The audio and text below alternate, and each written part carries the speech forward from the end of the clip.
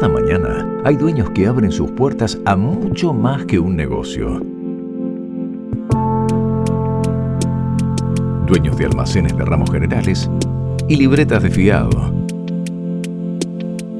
Dueños de una tradición de familia, de un lugar, de un oficio.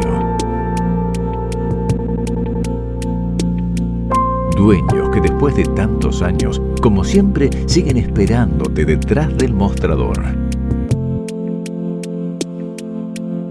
Atendido por su propio dueño. Almacenes y negocios con historia.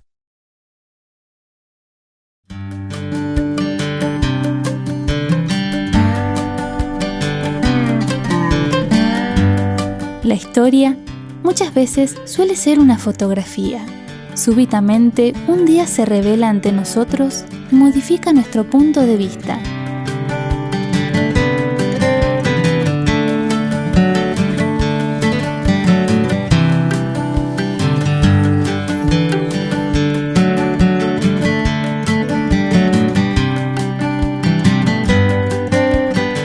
Hoy, este añejo almacén de ramos generales es nuestro punto de encuentro con la vida.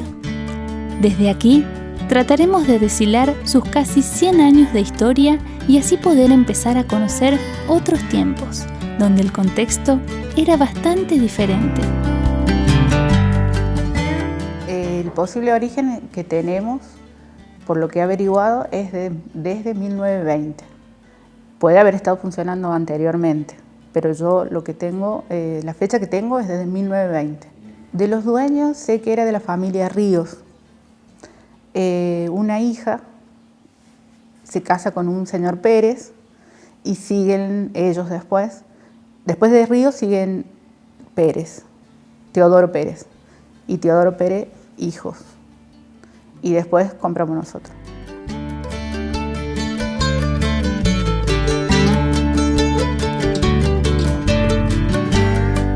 Cuando nosotros compramos era el principal negocio de la zona. Anteriormente había 3 grandes, mucho tiempo atrás, ¿no es cierto? Había 3 negocios así muy grandes. Y cuando compramos nosotros es el único que queda en la zona. Pero con el ferrocarril empieza, al dejar de funcionar el ferrocarril, empieza a dejar de funcionar el negocio. Hay mucha gente que se va y se viene una época de inflación muy grande que hace que no se pueda reponer mercadería. Y empieza a decaer en ese tiempo.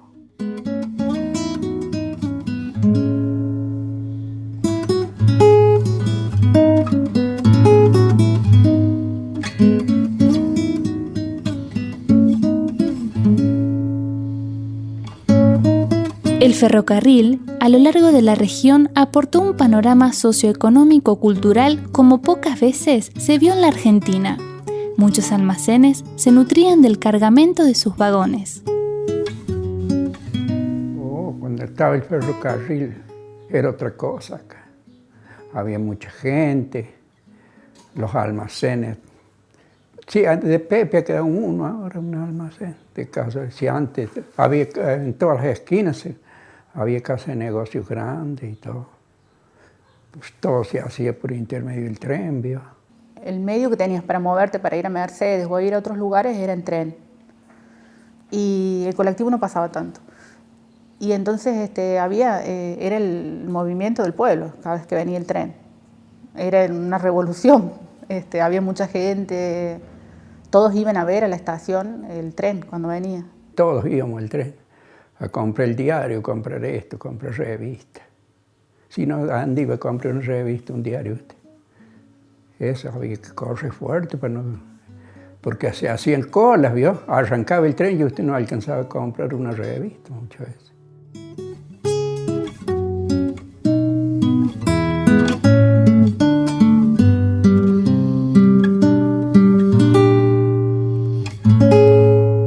Se vino muy abajo cuando cerró el ferrocarril. Fueron muchas familias que, no sé, como decirte, 10 familias de gente que se fueron. Gente que consumían acá y familias enteras, o sea, se iba el padre porque trabajaba con toda la familia, o sea que hubo descenso en la escuela, en los comercios, en todos lados.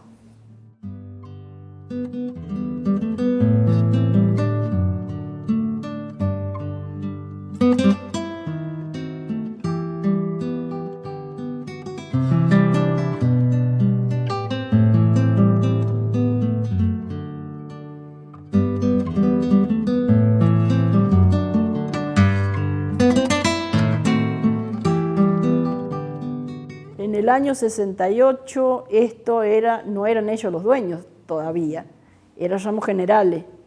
La gente por la piedra y por el ferrocarril era el negocio del pueblo. Este pueblo, a diferencia de San José del Morro, este pueblo siempre se mantuvo solo, pues tuvo carnicería, panadería y Ramos Generales, que los otros pueblos no lo tenían.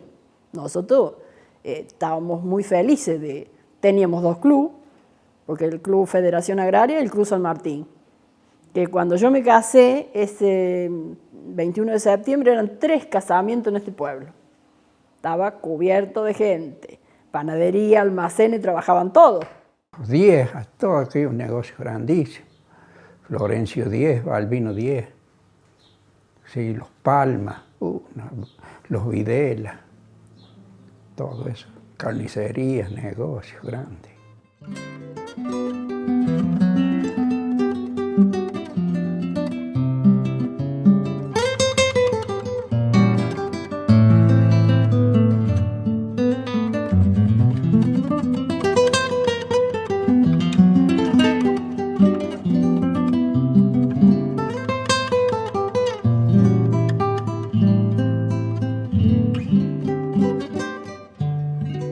Y en ese momento había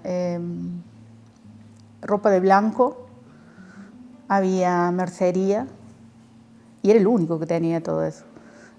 Almacén, ropa de trabajo, y había algo de ferretería. Cuando entra mi papá empieza a invertir más en cosas de ferretería, en electricidad, y empezamos a traer ropa de Buenos Aires, ropa común. Esas fueron las cosas que agregamos nosotros.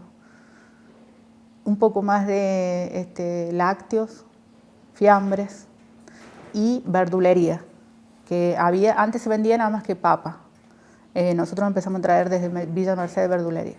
Los cajones era lo tradicional de cada negocio de los pueblos. Ahí era para fideo, para arroz, pero todo suelto. Antes no había paquete, era muy poco lo que venía en paquete. Uno compraba la bolsa de azúcar, la bolsa de fideo, la bolsa de todo. Harina, se hacía el pan, cada patio tenía el horno. El que podía, por supuesto, teníamos panadería también en el pueblo, pero según la circunstancia tenías el horno, en la cual hacías el pan y luego te comías el lechón.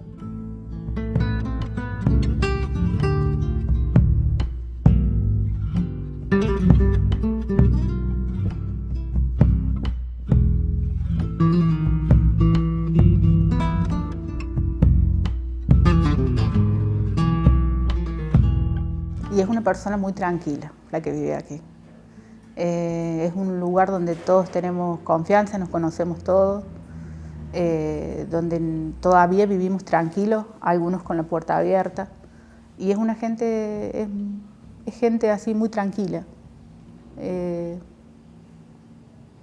Gente que confías, gente que conoces, en la que te moves con confianza.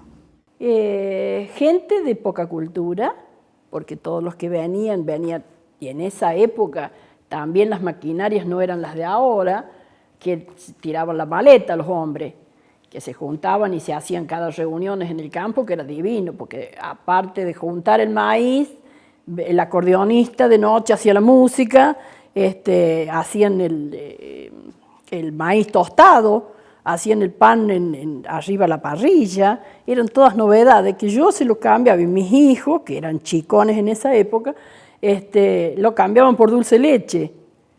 Yo hacía hollada, porque en el campo uno que hace el queso, el dulce, la manteca, todo casero. Y mi hijo cambiaba el maíz tostado, imagínate, maíz tostado hacia las brasas, por una taza grande de dulce leche. Así que los maiceros no querían saber nada, dice a otro campo, pasaban todo para lo nuestro. Pero muy buenas épocas, muy lindas.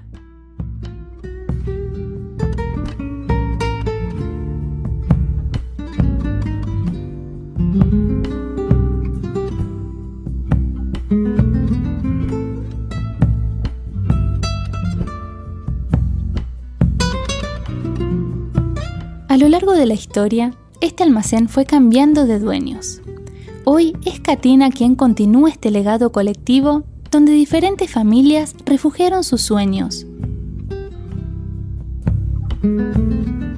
La gente, los dueños le insistieron mucho y bueno, y él se entusiasmó. Lo vio como algo productivo y bueno, nos vinimos a vivir acá. Y trabajaba toda la familia en aquel tiempo.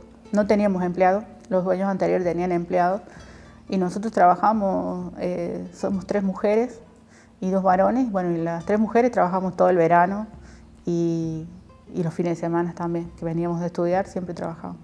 O sea que era movido, o sea, digo que trabajamos las 3, mi mamá y mi papá, o sea, éramos 5 trabajando, había mucho movimiento. Sí, era algo muy lindo, compartíamos todos. Yo sabía decir que en la cocina ni siquiera estábamos tanto tiempo como estábamos acá.